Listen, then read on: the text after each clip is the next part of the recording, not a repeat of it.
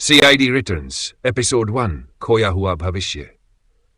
भागन hotel omega grand की घटना। मुंबई की चकाचौंध भरी रात में ओमेगा ग्रैंड होटल में सब कुछ सामान्य लग रहा था। प्रोमेथियस की लॉन्च पार्टी में शहर के बड़े उद्योगपति, पत्रकार और वैज्ञानिक शामिल थे। अर्जुन मल्होत्रा अपनी टीम के साथ इस इवेंट को सफल बनाने में व्यस्त थे। अचानक जैसे ही वह मंच पर प्रेजेंटेशन खत्म करते हैं, बिजली चली जाती है। हॉल में अफरा तफरी मच जाती है। कुछ देर बाद जब लाइट्स वापस आती हैं तो अर्जुन का खून से सना हुआ शव मंच पर मिलता है। इवेंट की मुख्य हार्ड डिस्क भी गायब होती है, जिसमें प्रोमेथियस का सारा डेटा था। भाग 2 सीआईडी टीम की कार्रवाई।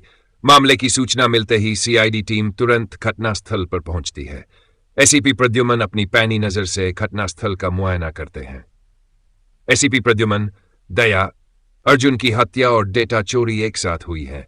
इसका मतलब यह कोई मामूली अपराध नहीं, यह सोची समझी साजिश है। सर, यहां किसी अंदर के आदमी का हाथ हो सकता है। चोर को पता था कि डेटा कहां रखा है।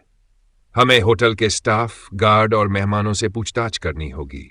साथ ही सीसीटीवी फुटेज चेक करना जरूरी है। भाग 3 फॉरेंसिक टीम की जांच।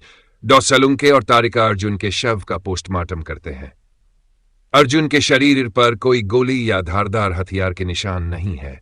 उसकी मौत जहर से हुई है। यह जहर तुरंत असर करने वाला है। इसे इवेंट में ही दिया गया होगा। यह जहर बहुत दुर्लभ है और इसे सिर्फ एक विशेष लैब में बनाया जा सकता है। हमें पता लगाना होगा कि यह कहां से आया।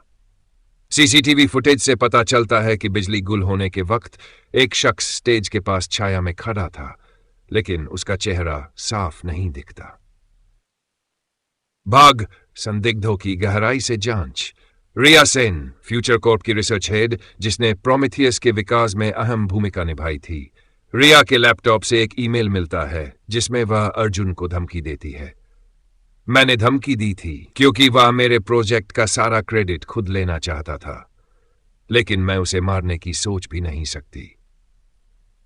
प्रतिद्वंद्वी कंपनी का सीईओ, जो चुपचाप इवेंट में शामिल हुआ था। विक्रांत के होटल के कमरे से नक्शा और नकली आईडी कार्ड बरामद होते हैं।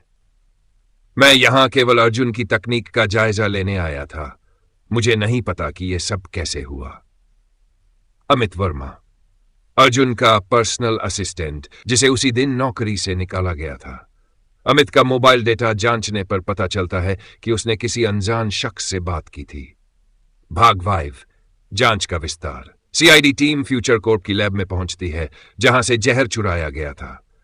जांच में पता चलता है कि लैब का एक कर्मचारी, निखिल, गायब है। निखिल के घर की तलाशी लेने पर टीम को एक बैग मिलता है, जिसमें नकली पासपोर्ट, नकदी और प्रोमेथियस से संबंधित कुछ दस्तावेज हैं। भाग 6 नई जानकारी का खुलासा। अचानक टीम को खबर मिलती है कि अमित वर्मा की लाश उसके घर से मिली है। दया, सर, हत्यारा अमित को भी मारकर सबूत मिटाने की कोशिश कर रहा है। फॉरेंसिक जांच से पता चलता है कि अमित की हत्या भी उसी जहर से की गई थी। भाग 7 साजिश का पर्दाफाश। सीआईडी टीम को निखिल के मोबाइल पर एक संदेश मिलता है, जिसमें एक बड़ी डील की बात हो रही थी।